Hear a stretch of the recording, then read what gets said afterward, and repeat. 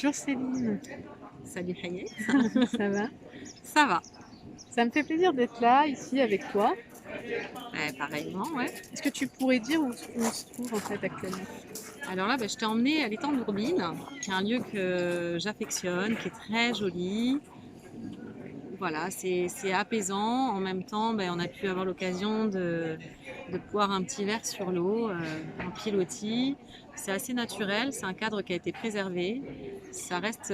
Voilà, ça reste quelque chose de calme, naturel et familial. Et du coup, c'était sympa de découvrir, non? T'as aimé? Ah, j'ai beaucoup aimé, j'aime beaucoup même, on va Voilà, pas se tu mentir. vois. Le petit effet a été Ah bon, oui, non? bah en même temps, il y a tout pour me plaire, donc j'ai envie de Voilà. te dire, je suis pas si compliquée que ça, quoique. Et on est ici en fait pour découvrir les produits que tu développes. Ouais. Donc avant toute chose, bon, bah, moi tu m'as mise dans la confidence, ça fait un petit moment, je connais le nom de ta marque, Oui. il s'agit de la Cantonnière. La cantonnière, en effet, ouais. Est-ce que tu pourrais nous dire d'où te vient l'inspiration? Pourquoi ce nom? Alors c'est simple. Quand je suis arrivée en Corse avec mon conjoint, qui m'a amenée ici en fait, qui m'a rapporté, voilà. On a acheté en fait une petite maison en pierre dans le maquis. On voulait être autosuffisant, donc on a rénové à deux. Bon, on n'y connaissait rien, hein, mais on a essayé de rénover à deux une petite casette qui se situe dans le maquis pour vivre en autonomie. Et en fait, il s'avère que c'était une ancienne maison d'État qui servait aux maisons de cantonniers.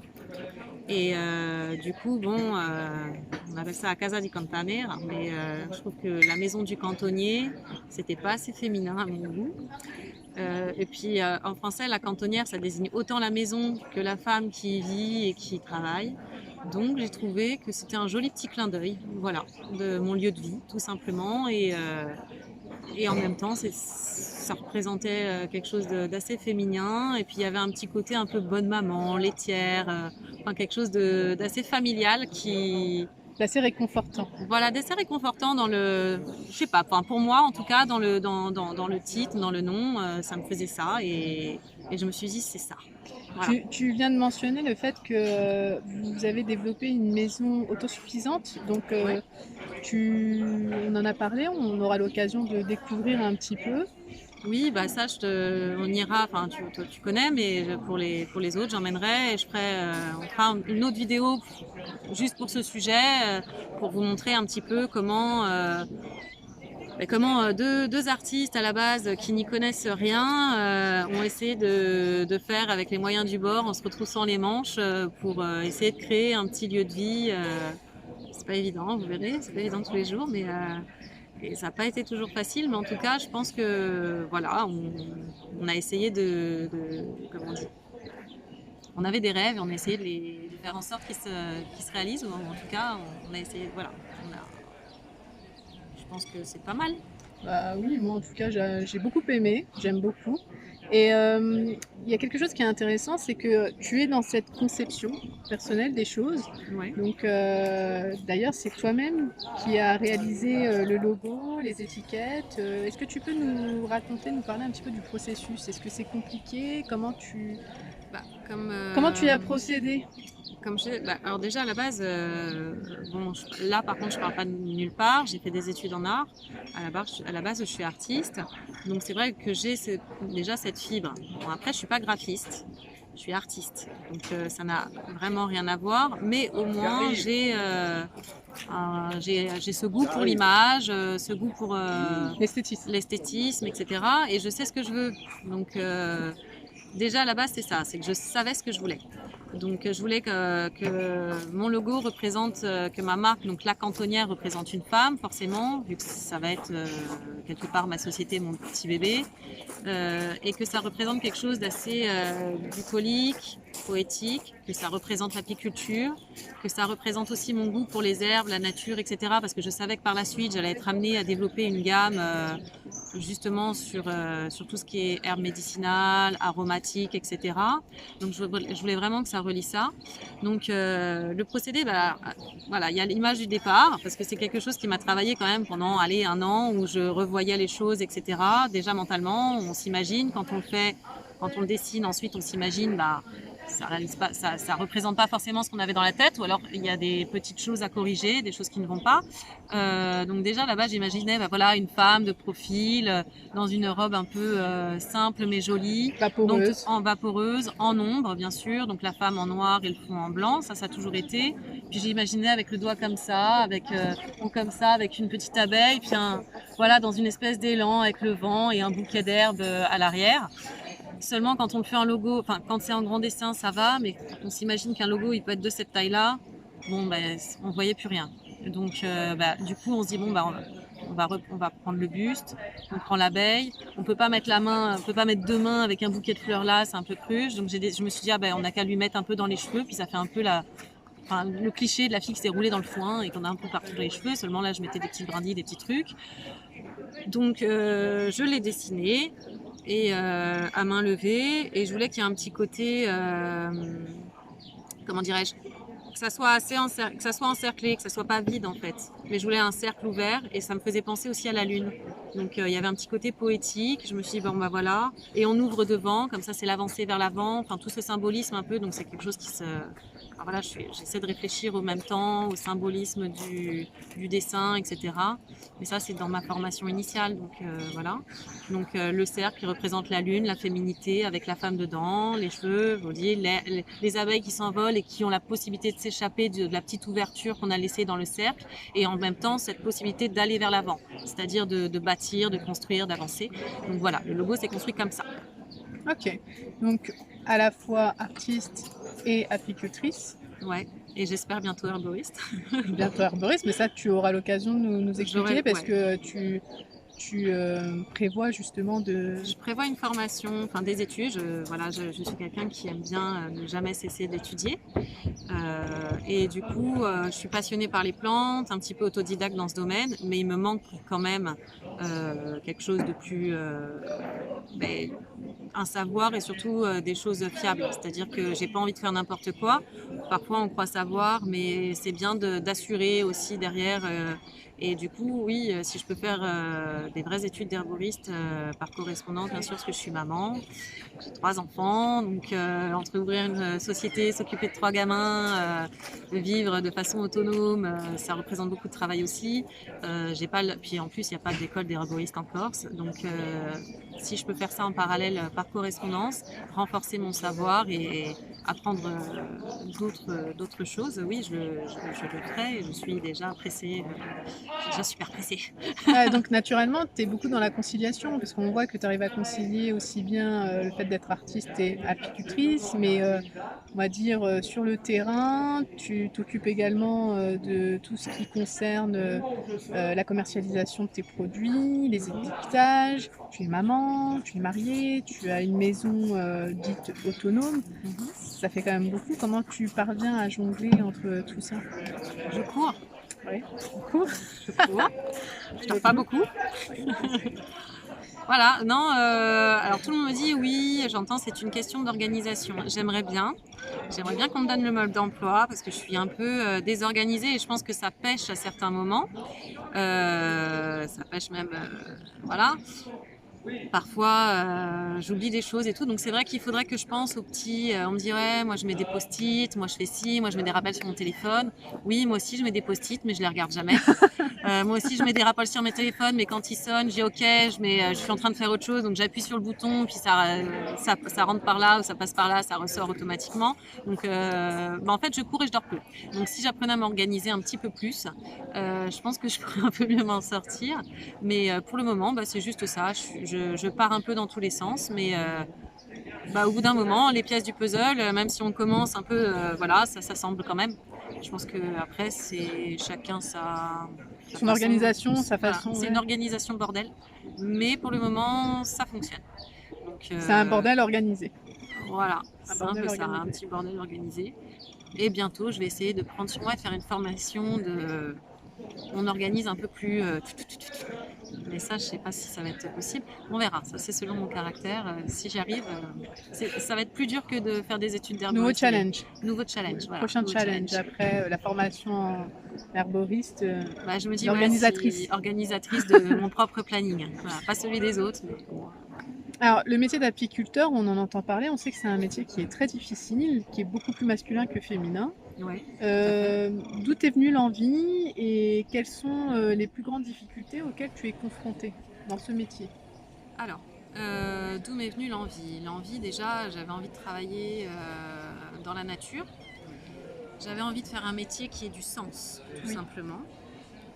Un métier où je sois libre, un métier où je n'ai pas de patron, ça il y en a beaucoup, hein, mais j'avais envie de travailler dans l'agriculture. Alors, pourquoi les abeilles? En fait, quand j'étais enceinte, j'avais pensé à travailler dans l'agriculture, dans les aromates, dans les plantes, que je vais faire aussi, voilà. Mais quand j'étais enceinte de ma deuxième fille, ça c'est de ma première fille, je veux dire, de mon deuxième enfant, du coup, j'ai fait un rêve. Et bon, après, c'était peut-être guidé aussi par ces hormones de faim, quoi. Mais peu importe, parce que j'adore le miel et j'adore tous les produits dérivés. Mais j'ai rêvé d'abeilles et de miel pendant que j'étais enceinte de ma première fille. Et du coup, ben, je me suis dit, mais en fait,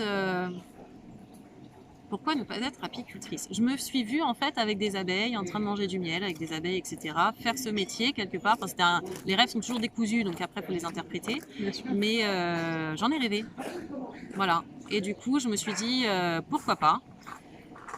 Et je me suis lancée. Ok, est-ce que tu regrettes jusqu'à présent? Non, je regrette pas parce qu'en fait j'aime vraiment beaucoup ce métier. Mais déjà quand on aime ce qu'on produit, c'est-à-dire que moi je sais que je produis des choses saines, des choses de qualité et j'aime manger ce que je produis.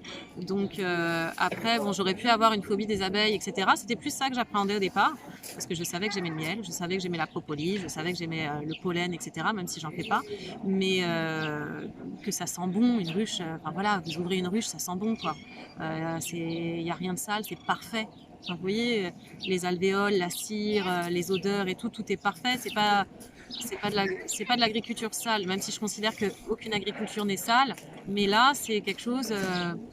Il y a ce côté féminin en fait qui est que ça sent bon, c'est agréable. Après, comme tu disais, oui, il y a des difficultés dans le métier. C'est un métier qu'on peut dire d'homme à la base.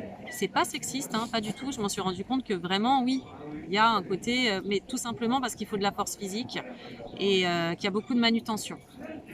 Voilà, il faut transhumer les ruches, tu les portes pas. Enfin, je veux dire, tu viens pas avec un Fenwick, il faut les porter à la main, quoi. Il faut marcher. Une ruche, elle peut aller jusqu'à 60 kilos quand il y a une hausse, qu'il faut la transporter, pleine d'abeilles, etc. Moi, j'ai pas. Moi, je suis pas Schwarzy, quoi, tu vois. Donc, il y a un moment, il faut que je me fasse aider. Je veux dire, Rambo, bah ouais, si t'es là, viens me donner un coup de main. C'est physique, c'est vraiment physique. Et puis quand vous y allez, il y a les caisses à porter, donc il y a toujours du matériel. C'est-à-dire que c'est du matériel qui est lourd, c'est des caisses en bois avec des choses à l'intérieur. Donc c'est en ça que c'est physique. Après, c'est pas sur le métier lui-même où tu regardes les abeilles, tu contrôles le couvain, tu vas regarder la ponte, la reine, etc. Sur ce qui est technique, c'est autant féminin que masculin. Bien sûr. Après, qu'on soit un homme ou une femme, peut-être on aborde la chose de différentes façons, ce qui est assez intéressant aussi. J'ai pu me former auprès d'une femme. Je trouvais ça intéressant déjà.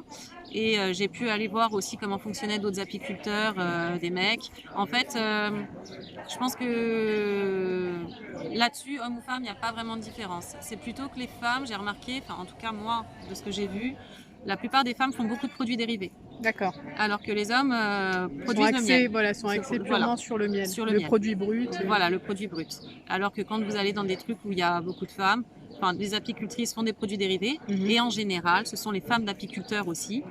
Le mec, il est là, il fait son taf, il fait le miel, et la femme, elle prend et détourne le produit, elle en fait des jolies choses, elle fait des produits dérivés, des choses intéressantes. Mais en tout cas, moi, ce que j'ai constaté, hein, c'est ça.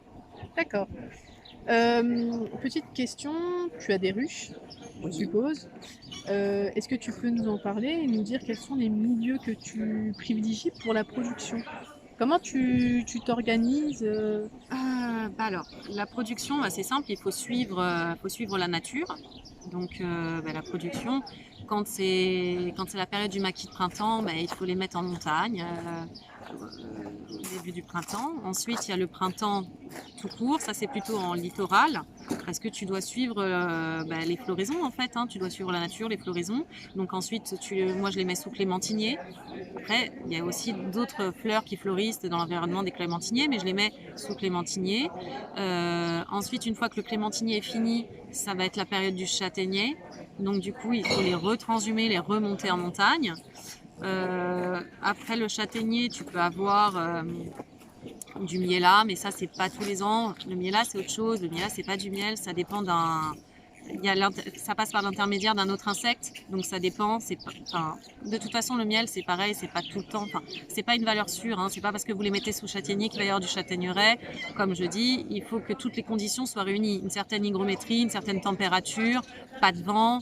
Voilà, il y a vraiment des conditions à remplir qui doivent tout être cochées pour qu'il y ait production de miel. C'est pareil pour le printemps, c'est pareil pour tout. Si vous avez les mettez sous clémentinier, ce qui m'est arrivé cette année, et qu'il y a une floraison qui est précoce, mais qu'il ne fait pas assez chaud, l'arbre est stressé, il n'ouvre pas ses nectaires. Donc là, il faisait trop froid dans les nuits. Donc l'arbre, quand il se réveille le matin, il est encore trop stressé de la fraîcheur des nuits pour pouvoir délivrer le nectar. Et ensuite, ce qui s'est passé, c'est qu'une fois que la température était là, on s'est dit, enfin, ils vont pouvoir produire. Ben non, il y a eu du vent. Donc c'est pareil, le vent, l'arbre, pour ne pas dessécher, va fermer ses nectaires et il n'y a pas de production. Et après le vent, on a eu la pluie. Alors là, c'est bon, c'était fini. Et puis après, il n'y avait plus de fleurs. Donc là, c'était une période assez sèche, on va dire, au niveau du printemps cette année.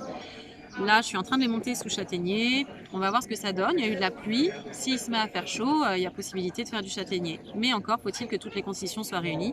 Et pour le miela, il faut qu'il y ait cet insecte, donc le mec alpha, qui est une fausse cicadelle.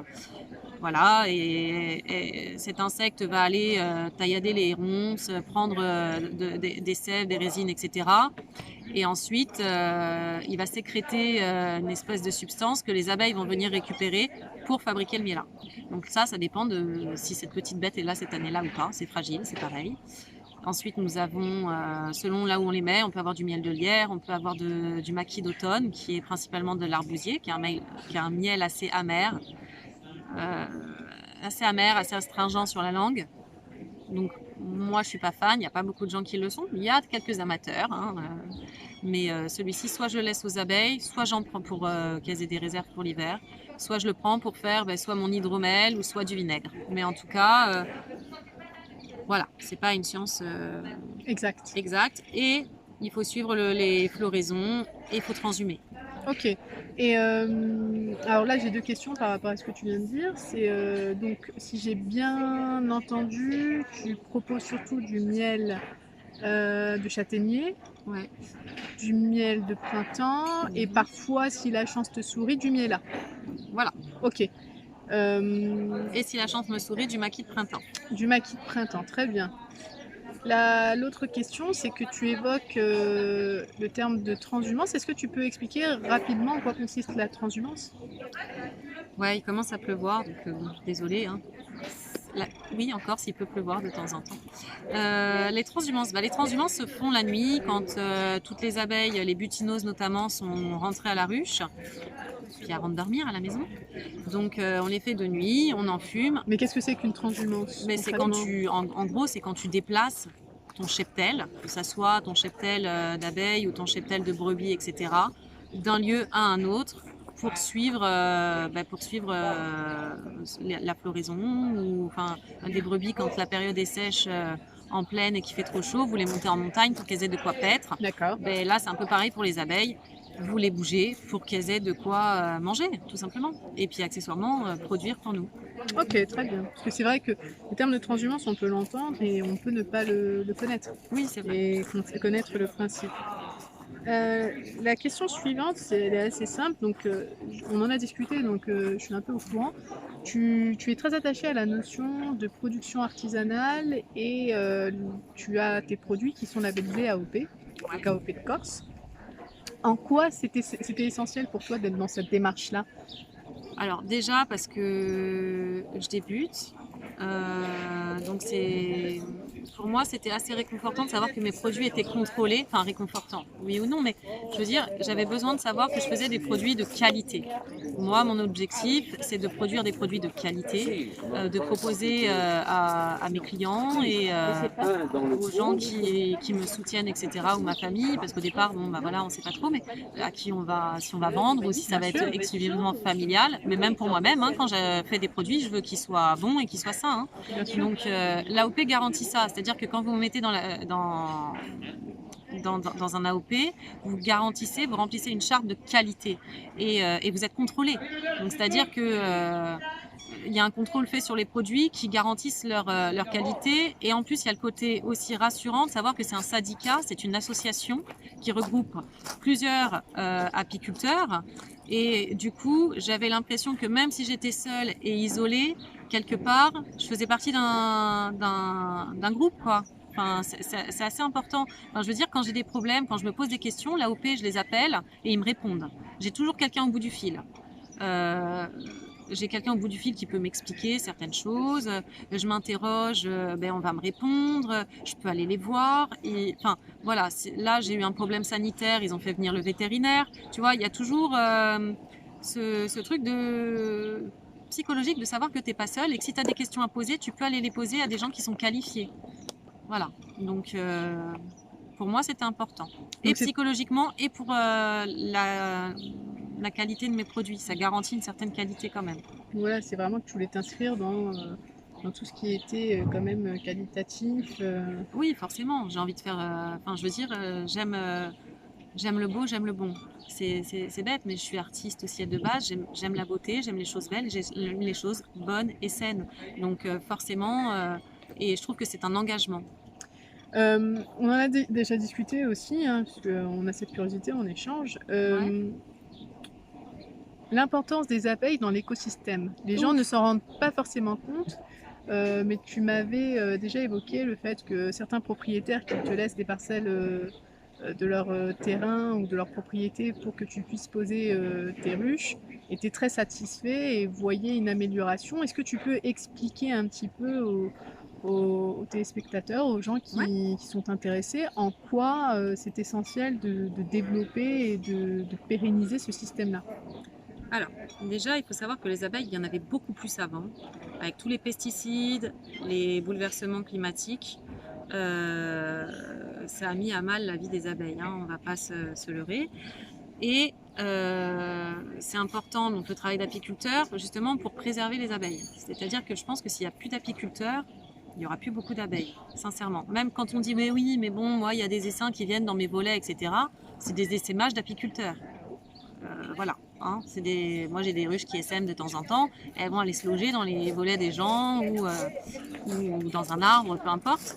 Donc déjà voilà, je revenais là-dessus. Ensuite, tu me disais en quoi c'est important pour l'écosystème. Ben, je ne sais plus si c'est Einstein qui disait quelque chose comme si un jour les abeilles venaient à disparaître, il resterait 5 ans à l'homme sur cette terre en gros. Hein, l'humanité, il lui resterait pas longtemps. Bon, vos courgettes, elles ne se pollinisent pas toutes seules. Hein, c'est les pollinisateurs qui font que vous pouvez avoir des courgettes, qui fait que vous pouviez avoir des fruits. Alors, pas pour tous les fruits, pas pour tous les trucs, mais principalement, ce sont les pollinisateurs qui font le boulot. Regardez en Chine, à cause de tous leurs pesticides, ils le font au pinceau maintenant. D'accord ? Et non seulement, donc il y a ça, ce qui est déjà, enfin, je veux dire, c'est primordial pour nous parce que pour vivre, il faut qu'on mange. Et pour manger, on a besoin des pollinisateurs. Donc déjà, rien que pour ça, il faut les préserver. Mais il n'y a pas que pour ça. Pour la pollinisation, mais aussi parce que ce qu'on ne sait pas, et ce qui est un peu plus truc, c'est que les végétaux et les abeilles communiquent. Ok ? Donc, vous pouvez vous informer, etc., aller regarder des choses. Moi, je ne vais pas rentrer plus que ça dans les détails, mais on va dire qu'un arbre, quand il y a des abeilles ou des pollinisateurs qui passent, surtout des abeilles, ne va pas délivrer, au moment où il voit que les abeilles viennent le butiner, il ne va pas délivrer le même nectar. Il va changer la formule de son nectar. Voilà, pour qu'il corresponde le mieux à l'abeille. Et j'ai pu voir dans certaines... par exemple, j'ai mis mes abeilles sous des châtaigneraies qui étaient franchement à l'article de la mort. Et quand je les ai mis, mes abeilles, pendant 2 ou 3 ans, petit à petit, j'ai vu que les arbres allaient beaucoup mieux. Mais pas que sur les châtaigniers, c'est-à-dire que sur beaucoup de plantes. Rien que dans mon jardin, du coup, j'ai une ruche ou deux fixes à l'année, mais ça n'a rien à voir. Ça n'a strictement rien à voir. Et là-dessus, je suis formelle. Quand on voit des abeilles dans la nature, j'ai l'impression qu'elles font un bien fou et qu'elles soignent la nature. Voilà. J'ai vraiment, et les gens chez qui j'ai mis mes abeilles m'ont aussi donné ce retour. Rien qu'un arbre, par exemple, quand on les met sous clémentinier, faut savoir qu'un arboriculteur, il aura un rendement entre 20 et 30% plus fort. Ses fruits auront meilleur goût. Au niveau gustatif, la qualité sera meilleure et au niveau du calibre aussi. Ça veut bien dire qu'il y a quelque chose qui se passe quand même. Voilà. Et c'est pas que la pollinisation, c'est aussi une question, il y a plus de fruits, il y a meilleur goût et ils sont plus gros. Et en plus, un arbre fruitier, souvent, d'une année à l'autre, il a un rendement fort, faible, fort, faible. Là, quand vous mettez des abeilles, ça se produit moins. D'accord. Est-ce que c'est le genre d'argument qui arrive à convaincre justement les propriétaires que tu contactes pour pouvoir poser tes ruchers ou... Alors, oui et non. Ceux qui sont open, en fait, le savent un peu déjà. D'accord. Parce que je les appelle, ils sont en bio et ils utilisent beaucoup on va dire, d'insectes auxiliaires plutôt que de pesticides pour avoir, par exemple, il y a des pucerons, ils vont aller acheter des coccinelles pour combattre les pucerons. Donc, ils savent un petit peu que les abeilles, c'est tout bénef pour eux. Maintenant, j'ai eu des refus aussi de certains arbos, mais quand on a des refus, ça sert à rien de leur dire. Enfin, c'est pas que ça sert à rien, je leur dis. Mais ils le savent également. Je pense qu'ils le savent, ils sont pas bêtes, ils ont des arbres, c'est leur métier. Simplement, ils veulent pas que je vienne sur leur terre parce qu'ils utilisent certainement des pesticides ou des choses qu'ils savent qu'ils vont faire mal à mes abeilles, que ça va les tuer. Et du coup, ils se disent en plus, c'est pas très bon pour mon business aussi qu'on sache que j'utilise certains produits si ça tue les abeilles. Enfin, je pense, hein. Après, parce que les gens ne refusent pas d'emblée. D'accord. À la limite, ils vont vous dire ah pourquoi pas, mais ils donneront pas trop de suite. Alors que certains, ils vous disent ah oui carrément et ils vous rappellent parce qu'ils savent que eux ils sont bio, enfin voilà. Après, moi en tout cas c'est les déductions que j'en ai faites. Alors après, je m'avance pas, mais sinon je vois pas pourquoi. C'est des hypothèses. Je vois pas pourquoi un arbre me rappellerait pas. Me dit oui, ah oui, ça peut être bien. Je me dis en fait si me court, si c'est pas lui qui me court après, sachant que dans certains pays, faut pas oublier que on paye les apiculteurs par ruche pour venir polliniser les hectares de fruitiers quoi. Les arbres, ils payent vraiment. C'est 120 $ je crois la ruche aux États-Unis et les apiculteurs ne vivent que de ça, que pour fertiliser. Donc là, pourquoi refuser? C'est étrange. D'accord. C'est mon constat. C'est ton constat. C'est ton expérience. Voilà. Je tire des conclusions. Alors, on a beaucoup parlé, on a déjà évoqué ton miel que tu produisais. Ce qui est intéressant, c'est que tu as également développé une gamme de produits dérivés à base de miel. Est-ce que tu peux nous présenter très rapidement les différentes gammes que tu proposes et que tu as mises au point? Ouais. Je vais faire une gamme. Déjà, il y aura une gamme forme et bien-être. D'accord. Je vais pas dire santé. Forme et bien-être. Donc avec des mélites qui sont des sirops de décoction de plantes ou infusion décoction de plantes au miel et à la propolis. D'accord. Donc pour soigner les petits maux du quotidien. Voilà, tout simplement, pour soigner ou soulager plutôt les petits maux du quotidien. Donc contre la toux, pour trouver un meilleur sommeil, contre les ballonnements, pour la mémoire, selon les vertus des plantes qui poussent ici en Corse, mais aussi des plantes que j'affectionne et qui sont pour moi assez puissantes pour soulager les gens et comme je vous dis, les petites affections du quotidien et des saisonniers aussi. Donc ça, c'est les mélites. Donc je vais en développer une gamme assez étendue parce que j'adore faire des mélites. C'est, je sais pas, voilà, en dehors du miel et de la propolis en fait, parce que c'est simple, c'est des sirops au miel et à la propolis où en plus je peux mettre mes aromates. Donc moi qui voulais faire des aromates et des herbes médicinales, là je peux mélanger les trois et avoir comme une petite potion magique comme dans Astérix et Obélix, quoi. J'ai l'impression de fabriquer mes petites potions magiques. Alors là, c'est ma petite potion magique pour plus avoir mal au foie. Là, c'est pour la gorge. Enfin voilà. Là, c'est pour les ballonnements, etc. Donc en fait, je vais créer mes petites potions magiques qui sont mes petits mélites. Donc ça, ça m'éclate. Ensuite, donc toujours du coup dans la forme et le bien-être, vous avez la propolis. Donc si vous connaissez pas, on reviendra dessus parce que c'est vraiment un produit miracle. C'est pour ça que je la mets dans mes sirops. Et ensuite l'eau de propolis qu'on peut utiliser en interne pour les enfants, etc. Ça a à peu près les mêmes vertus que la propolis, mais bien sûr en beaucoup plus atténué parce que la teinture mère de propolis c'est un concentré et là c'est un allégé. Donc c'est pas la même chose. Mais moi j'utilise surtout pour la peau. Voilà, pour des brûlures, pour des coups de soleil, voilà. Pour des boutons, il y a des, voilà, ils disent que ça a des vertus contre l'eczéma, le psoriasisme, etc. Bon, moi, j'ai pas d'eczéma, j'ai pas de psoriasisme, mes enfants non plus, mais je vais l'utiliser, voilà, comme dès que je prends le soleil, que ça me brûle un peu, que ça me tire, eau de propolis. C'est simple. Ma fille, comme c'est un bébé, pareil, dès qu'elle était un petit peu malade, je voulais pas lui donner la teinture mère qui était beaucoup trop forte. Spray de propolis, parce que c'est un bébé. Donc voilà, on va dire les champignons pour les pieds. À un moment, j'avais un ami qui avait des, voilà, c'est pas très glamour, mais qui avait des champignons aux pieds, là, quand on transpire et quand les orteils ça gratte, etc. Et je lui ai dit, bah, écoute, c'est simple, regarde, utilise ça, l'eau de propolis.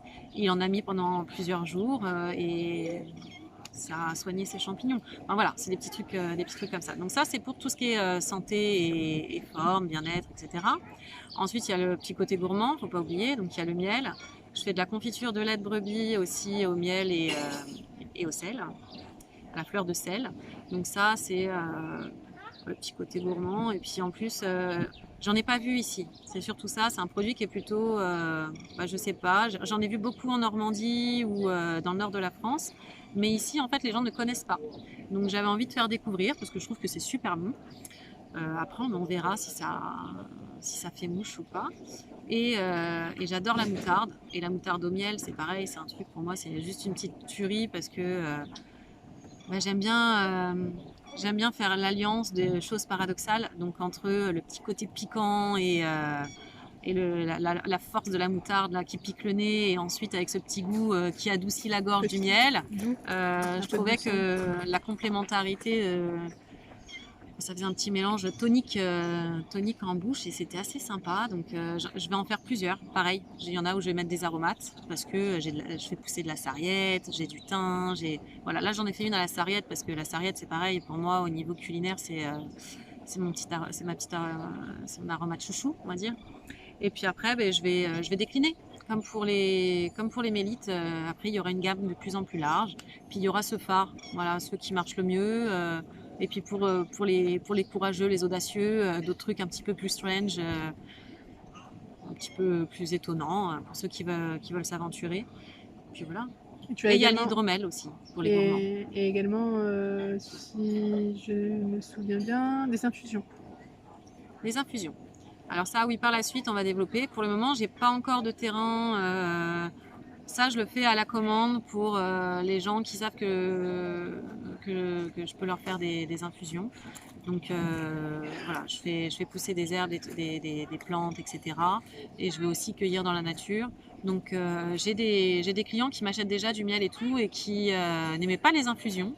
Et en fait, c'est simple, quand ils m'achetaient, je leur faisais des petits sachets cadeaux d'infusion. Et ils m'ont dit, écoute Céline, c'est au top, j'aimais pas, mais là j'adore, est-ce que tu peux m'en faire? Et du coup, je me suis mis à faire des infusions comme ça pour les gens à la demande. Petit à petit, je développerai, mais bon, on ne peut pas tout lancer en même temps. Et là, vraiment, faut des mètres carrés, faut de la place pour cultiver, parce qu'après, il faut en faire beaucoup pour vendre. Et là, j'ai pas encore suffisamment de place sur mon terrain. Il faudrait voir sur un terrain après annexe. Alors, on reprend parce qu'on a été coupé en fait. On est dans un lieu public et on va pas filmer les enfants des gens. Et bien souvent, quand il y a une petite attraction comme ça attire les gamins. C'est un peu normal. Donc du coup, voilà. Donc je reprends, on en était à l'hydromel. Ouais, une petite présentation parce que les gens ne connaissent pas forcément cette boisson. Est-ce que tu peux nous la présenter rapidement? Donc j'étais en train de te dire que c'était la boisson préférée des dieux. Oui, tu l'as noté.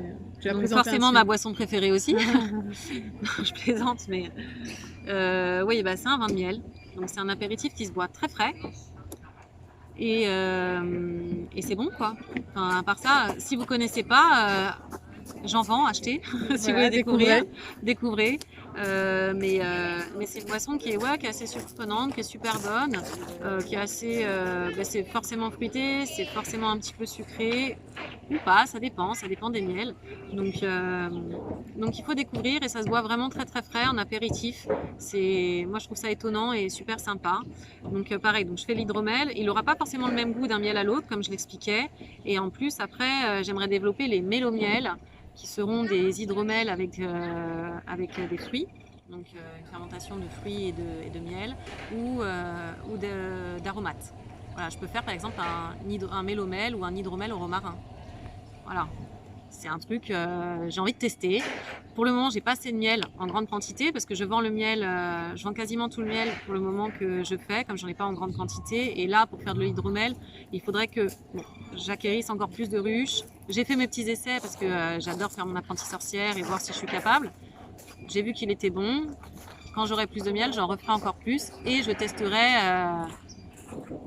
des petites recettes comme ça.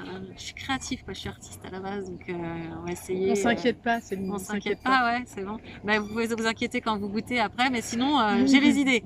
Après, est-ce que c'est bon, on verra. Mais si c'est bon, si c'est pas bon, je vendrai pas. Mais à part pour les fous qui me demandent des petits trucs, mais voilà. Par exemple, de l'hydromel au romarin, de l'hydromel à la myrte, de l'hydromel à la fraise. Enfin, je sais pas. Après, tout peut être décliné à l'infini. Donc, on verra. Ok, bah ça laisse présager quand même pas mal de bonnes choses. J'espère. C'était une première vidéo un peu présentation. Ouais. C'était sympa. Bah, écoute, ouais, pour moi, c'était sympa, ouais. On a évoqué différents sujets, différentes choses, mais il reste encore pas mal de choses à aborder. Donc on aura l'occasion à travers d'autres vidéos de voir davantage de choses, de découvrir davantage de choses. Ouais, t'inquiète, je peux t'en faire découvrir. Ah, C'est moi, c'est toujours un plaisir de partager, donc je m'inquiète absolument pas. Les autres non plus, je suppose. non, pas du tout. Pour finir cette vidéo en tout cas, parce qu'on reviendra sur, on va t'accompagner sur la production certaines choses que tu fais, dont tu nous as parlé, et puis on va te suivre un petit peu sur tes aventures. Hein. Tu Ouais. as accepté de nous montrer, donc ça c'est pas mal. Pour cette vidéo, la dernière petite question que j'ai à te poser, c'est comment on peut se procurer tes produits, où on peut se procurer ces produits, et également comment on peut éventuellement t'aider, participer à ce beau projet, s'il y a une possibilité, si Alors, c'est il y a un projet. toujours des possibilités. Alors, pour se procurer mes produits, ben, je vous mettrai j'ai créé un mail, comment on dit, professionnel. J'aime bien dire ça. Voilà. J'ai créé un mail professionnel. Vous m'envoyez un mail. Puis tu as également un WhatsApp professionnel pour. Tout ça va être créé. Parce D'accord. que là, on est vraiment dans le début. Hein, on est en train de faire tout. Donc, en même temps, ça se trouve, vous verrez cette vidéo, le WhatsApp sera créé ou pas D'accord. encore, etc. Ok. Donc, je ne m'avance pas. Ok. On va essayer de tout mettre en place. Mais ça prend du temps. Puis moi, je suis vraiment pas très calée niveau vidéo et tout. C'est une grande aventure pour moi. Là, vraiment, c'est une plus grande aventure que d'aller faire du miel ou d'apprendre ce genre de choses. Je sais même pas télécharger une musique. Donc, abuse pas. ni un Abuse pas. film. Non, abuse pas. Voilà. Non, j'abuse pas. Donc, ça va être... voilà. Vous avez un mail. Au pire, vous me demandez voilà, lacantonnièrecorse@gmail.com. Ça a été créé, ça va, c'était assez easy. Mais après, vous me demandez une fiche de mes produits. Je vais faire une fiche avec mes produits, les tarifs, je vous envoie. On peut servir de PayPal, je vous dis combien ça fait. Vous m'envoyez sur PayPal et je vous fais un petit colis, je vous envoie à votre adresse et puis c'est parti, quoi. Enfin, on peut procéder à l'ancienne dans un premier temps et puis après, on verra si on fait un site. De trucs en ligne ou pas, mais pour le moment, ouais, ben voilà, j'ai un mail et j'ai des produits fiches. Uniquement vers la France ou ce serait possible pour d'autres pays, notamment l'Europe, ou pas pour le moment? Comment? Ben oui, pourquoi pas. Après, j'ai envie de dire, les frais de port sont à la charge de celui qui achète. Je ne connais pas les frais de port pour l'étranger encore. D'accord. J'ai pas encore. Enfin là, pour le moment, j'envoie en France, donc j'ai pas réfléchi à cette thématique. Mais à partir du moment où la personne, si elle veut un produit et qu'elle est prête à payer les frais de port, etc., moi j'envoie. Ça, c'est pas un souci. Bien sûr. Donc je commande des choses de Chine. Voilà, enfin, j'ai pris un disque dur, bon OK, il a mis 3 semaines à arriver, mais en même temps, il est de Chine, donc je me dis: «Pourquoi, moi, je n'enverrais pas mes produits en Chine?» Non, on est bien d'accord. Hein? Après tout, ça va pas que dans un sens. On est d'accord. On est d'accord. Bah, écoute, ce fut un plaisir que d'échanger avec toi. Je suis contente que les gens puissent te découvrir. Bah, écoute, voilà, moi aussi, je suis contente je suis extrêmement ravie de pouvoir, présenter mes produits et par la suite de vous faire profiter un petit peu de mes aventures Ah et de oui, ma parce que vie. tu peux l'annoncer dès à présent, Céline. On est d'accord qu'on va vite te retrouver derrière la caméra un peu plus fréquemment. Ouais, ouais, je vais essayer de m'y tenir. Comme je vous dis, moi, je suis une grande bordélique. Voilà, ma vie, elle est un peu. Mais Mais justement, je vais essayer d'être organisée. Je vais essayer de me filmer, de faire des vidéos et de les poster. On m'a dit que c'était important de poster en temps, enfin, régulièrement. essayer Régulièrement. régulièrement La d'avoir, régularité, voilà, la régularité. comme toute chose. Donc, c'est quelque chose que je vais essayer d'apprendre à faire, voilà. D'accord. Donc, Et je vais essayer d'être régulière. Voilà, ça va pas être facile parce que des fois j'oublie les dates qu'on met. Donc autant je zapperai peut-être un jour ou deux, ça sera peut-être un jour en avance, un jour en retard. Mais mais il essayez y aura d'être dans un quelque petit chose. créneau. Il y Voilà, aura quelque il y chose. aura quelque chose. Bon, bah écoute, très bien. Ça veut D'ailleurs, dire on est qu'on- quel jour aujourd'hui? Je plaisante. Ah ouais, parce que moi-même, je sais pas. C'est vrai. Ah, Moi-même, tu je... vois? Moi, non, Ouais, mais mais toi, t'es en moi-même, vacances. moi-même, je suis T'as un une petit excuse. peu. Mais ok, moi, je suis hyper contente. On te retrouve bientôt Mhm. sur tes réseaux sociaux, Ouais, sur ta chaîne YouTube, ouais, j'espère, ouais. et puis à travers tes produits qu'on commandera avec Voilà, puis à travers, plaisir. voilà, si je vous parlerai un peu de tout, un peu de. Si vous avez des questions sur comment faire les galères des maisons autonomes, là où on a pu galérer, Alors ça, tu proposeras voilà, je des... proposerai une vidéo là-dessus aussi. Ça parlera pas forcément que de mes produits, mais au moins je pourrais. Voilà, c'est toujours intéressant. Enfin, moi, je sais que j'ai eu beaucoup à faire à des vidéos et à des gens qui étaient dans l'autonomie pour voir comment ils faisaient avec leurs panneaux solaires. Enfin, je veux dire, j'ai lu des brochures comme ça sur les panneaux solaires avant de l'installer. On a tout installé nous-mêmes. On a fait appel à personne à part pour faire un forage. Parce que là, bon, bah, bien sûr, obligé. Mais sinon, après, pour tout le reste, on a tout fait tout seul. Et moi, je suis passionnée par tout ce qui est technique. J'adore apprendre tout le temps, t'as vu. Et du coup, bon, même si une fois que c'est réalisé, ça ne me sert plus à grand-chose, j'oublie. Mais j'ai des restes encore. Et voilà. Et les erreurs que j'ai faites aussi. Et les erreurs à ne pas commettre. Parce que, bon, ben, on en fait toujours. Et c'est sympa quand on se pose des questions et qu'on voit qu'on peut les éviter. Bien sûr. Donc voilà, on fera tout ça. Et puis je pourrais vous montrer aussi des créations personnelles artistiques. Oui, parce que tu es artiste également, donc Ouais. tu fais plein beaucoup. Finalement, tu es assez complète, tu es assez plurielle. Ouais, mais en fait, sinon je m'ennuie, quoi. Ouais. Tu vois, c'est ça aussi le truc, c'est pourquoi être monotache quand on peut faire Multitask. quand on peut être multitask. Ouais, non, ouais, je m'ennuie en fait. Donc, et j'ai besoin de faire des choses que j'aime et j'aime beaucoup de choses. Donc, Bah, j'ai hâte, moi, personnellement, de te retrouver à travers ces vidéos, de te voir te mettre en scène, parce que je te connais très bien, donc ça va être...